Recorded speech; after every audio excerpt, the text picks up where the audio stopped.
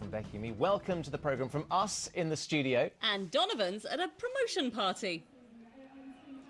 Yes, Norwich City's open-top bus parade has just got underway. Thousands of fans lining the streets of the city centre, as you can see behind me, waiting to salute their heroes after their title-winning achievement, and we'll be there with them later in the programme.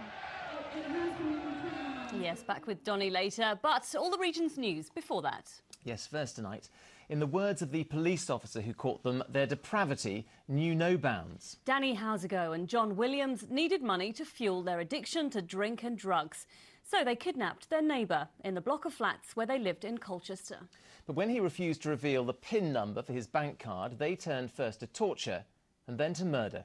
Victoria Webb was in court to see both men sent to prison for at least the next 32 years. High on drink and drugs, Danny Houseago and John Williams try to use a stolen cash card. They've taken it from this man, 55-year-old Graham Reeve, a neighbour. They tied him up, tortured him and eventually strangled him with a curtain cord. His 8-hour ordeal took place last July on the Grinstead estate in Colchester. I've been involved in many murders, and in my experience this is one of the worst due to the level of violence, the complete senselessness of why they did it, and the amount of time over which he endured horrific violence. It was dreadful. Houseago and Williams were living in the flat below Graham's on the Grinstead estate in Colchester at the time. Along with Houseago's partner Tricia Levitt, they attempted unsuccessfully to withdraw cash at 3 locations.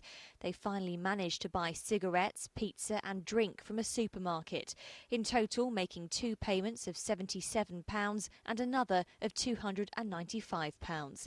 Today, Levitt was sentenced to 18 months for the dishonest use of a card, but wasn't convicted for any part in Graham's murder. He was strangled by the 2 men with a curtain cord. In passing the life sentences today, the judge, Mr. Justice Cook, said that the murder was to cover up a robbery, assault and misuse of a bank card, and the amount gained was a pathetic sum. There were 47 injury sites on Graham's body, one a stab wound from this fish knife. In court today was his brother Brian. Quiet man, very stubborn man, kept himself to himself, his own group of friends, which were not on the Grinstead estate, but a good guy, good man. Graham had been working at this office in Colchester for 2 years. It was his line manager Brian Still who alerted police. On the day he didn't arrive at 8:45, instinctively we all felt something was wrong. I can't tell you what that instinct was, but I think by just after 9 o'clock I made a decision to drive to where I believed he lived. And with the help of a local postman, went to his flats, but we couldn't rouse him. I spoke to his immediate family, who agreed it was unusual, and then we contacted the police. Graham had in fact been dragged on a duvet into an unoccupied flat opposite.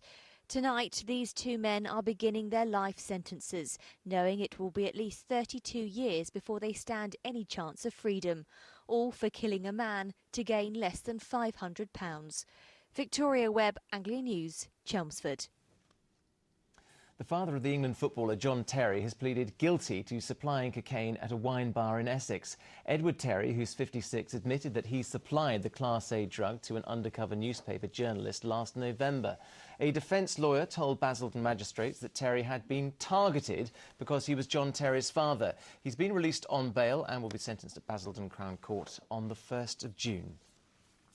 Now, with the dust starting to settle on the general election, David Cameron chaired his first cabinet meeting this morning. And shortly after the top table of Conservatives and Lib Dems got down to business together for the first time, news started to emerge of policies affecting our region. Brentwood MP Eric Pickles, the newly appointed local government secretary, has revealed to Anglia tonight that plans for council reforms here are now off the agenda. With more on that and other local implications of the coalition, here's our political correspondent Matthew Hudson. A meeting of minds or the triumph of hope over expectation. A scene of political harmony this morning as the Cabinet gathered for the first time to begin fleshing out policies that started to emerge in this week's coalition agreement. So what do we know so far about some of the issues affecting our region? It's emerged today that possible reforms to councils in Norfolk and Suffolk, including giving Norwich unitary status, are now dead in the water. One area of specific interest is, of course, the future of local government in Norfolk and Suffolk. What can you tell us about that today? It's off. Elaborate on that for us a little. It's definitely off. It's definitely off. So things will remain as they are? Yes, well, I mean, we did make it absolutely clear that this reorganisation was wasteful, expensive and pointless at a time when the nation is facing unprecedented economic problems. That decision's been criticised today at City Hall. The difficulty of turning those words into actions might not have dawned on him yet, I think, to actually get it turned over through Parliament, because it has been approved by Parliament. Once we've paid off the costs of making the changes, we would be saving the council taxpayers of the city something like £4 million a year, year on year. On travel, the final death knell has been sounded for a second runway at Stansted, after both parties reiterated their opposition to airport expansion. There's a commitment to high-speed rail, potentially good news for commuters. But supporters of Norwich in 90, the campaign for a faster service to London, could still be left disappointed. That leaves our roads. Both Nick Clegg and David Cameron expressed support for the dualling of the final single-lane stretch of the A11 in Norfolk and Suffolk during the election campaign. A public inquiry is also due into planned improvements to the A14 in Cambridgeshire. But the coalition agreement is silent on the subject. New Transport Secretary Philip Hammond expected to give his thoughts on roads in the next few days. A lot of businesses are nervous about what's going to happen with some of the decisions on infrastructure, like for instance the A11. I mean, we're just so close, and all parties said they did support it, and we just need to make sure that we're positive that we still make sure that we get that. One area where the Tories and Lib Dems have agreed to differ is over nuclear power. But new plants could still be built at Sizewell in Suffolk or Bradwell in Essex. I have a great deal of concern about that we have a proper process to go through rather than just everybody saying, yes, we're going to do this. I do hope that Liberal Democrats will at least ask for a public inquiry on the justification of nuclear power. Countryside campaigners will be waiting for news on the thorny issue of the hunting ban. Novelist and new Conservative MP for Corby, Louise Bagshaw, was among those who supported the Tory pledge to repeal the ban. Nick Clegg, though, is in favour of the ban.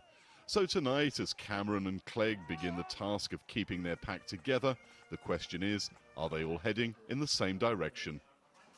Matthew Hudson, Anglia News, Westminster.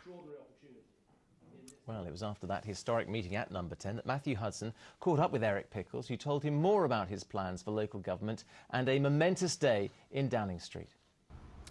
In that report you heard from Eric Pickles, and when I spoke to Mr. Pickles, he was, as you'd expect, in an excellent mood and told me, amongst other things, what it had been like to attend this morning's cabinet meeting. It was a feeling of people coming together, obviously, but I think a recognition of the enormity, the financial enormity that we're facing. Now that we're beginning to look at the books, the financial situation is worse than we thought, in the sense that it is going to mean that we're going to have to start pushing back that deficit. Because there has, of course, been huge speculation about the future of local government in Norfolk and Suffolk. What's the development today? Well, we've made it very clear at the start of the election and during the debates through Parliament that were we to be elected, that this reorganisation would be abandoned, and indeed that's exactly what we're going to do. And is that something that both sides agree on? Oh, absolutely, yes. For you personally, this is something very pleasant for yourself after many years of service. Well, it is. I've always been a terrific interest in local government. I always thought it was as a form of democracy nearer to the people. In truth, local government has a much bigger impact on people's lives than national government, and it's time we set it free. So there you have it. We now have a policy document, a new cabinet and a major decision that really affects our region.